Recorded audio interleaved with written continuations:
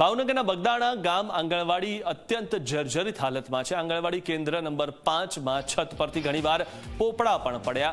જર્જરિત ઇમારતમાં બેસીને ભણવા માટે બાળકો મજબૂર બન્યા છે। જોખમી રીતે બાળકોને બેસાડવામાં આવતા વાલીઓમાં રોષ ફેલાયો છે। કોઈ મોટી દુર્ઘટના બને તો જવાબદાર કોણ, તેવા પણ હવે સવાલ ઉઠ્યા છે। ત્યારે આઈસીડીએસ અધિકારી વહેલી તકે યોગ્ય પગલાં ભરે તેવી માંગ ઉઠી છે। આજે નાના બાળકોના માથે જોખમ તોળાઈ રહ્યું છે, ત્યારે આ બાબતે તંત્ર શું કરી રહ્યું છે તે બાબતે પણ સવાલ થઈ રહ્યા છે।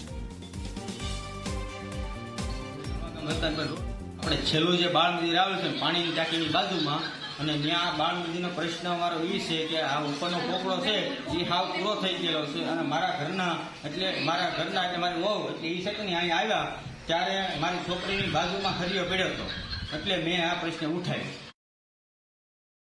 અમારો સેશનનો વાર હતો તો હું અહીંયા આવી હતી હરિયો પડ્યો માથે। તમારી માંગણી શું છે સરકાર પાસે? આ નવું બનાવો